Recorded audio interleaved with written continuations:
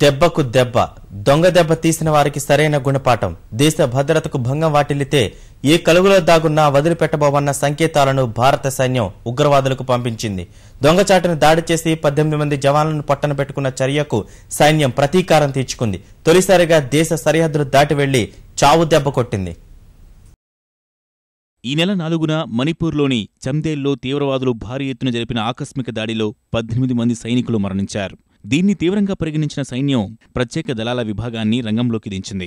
నిఘా వర్గాల సమాచారం, మయన్మార్ అధికారుల సహకారంతో ఉగ్రవాదులపై ప్రతిదాడికి ప్రత్యేక దళాల విభాగం దిగింది. మయన్మార్లో దాక్కున్న ఉగ్రవాదులను హతమార్చింది. ఈ దాడిలో భారత్ వాయుసేనకు చెందిన హెలికాప్టర్లను వినియోగించారు. ఈ ఘటనలో చనిపోయిన 20 మంది మణిపూర్ ఘటనలో పాల్గొన్న NSCNK, KYKL సంస్థలకు చెందిన వారేనని సమాచారం. మరికొందరు ఉగ్రవాదులు గాయపడినట్టు తెలుస్తోంది. తీవ్రవాదులను వెతుకుతూ దేశ సరిహద్దులను దాటి సైనిక చర్య జరపడం ఇదే ప్రథమం. మణిపూర్లో దాడి తర్వాత అప్రమత్తంగా ఉన్నామని, దేశంలో మరిన్ని దాడులకు ఆస్కారం ఉందన్న సమాచారంతో నిఘా పెంచినట్టు సైనిక చర్యల అదనపు DG major general Ranbir Singh వెల్లడించారు. ఈ క్రమంలోనే ఉగ్రవాదులు మయన్మార్లో ఉన్నారన్న సమాచారంతో దాడి చేసినట్టు తెలిపారు.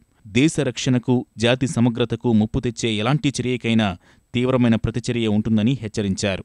దేశ రక్షణకు ప్రభుత్వం ప్రథమ ప్రాధాన్యం ఇస్తోందని, ఎవరైనా దేశ సమగ్రతకు భంగం కలిగించాలని చూస్తే మాత్రం మూల్యం చెల్లించుకోక తప్పదని కేంద్ర మంత్రులు అన్నారు. Would like to compliment the defense forces for their bold and courageous decision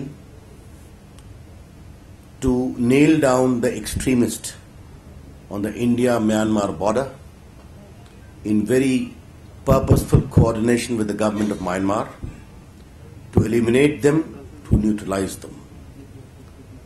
This has enhanced the self-confidence and also reinforced the initiative of the government of India.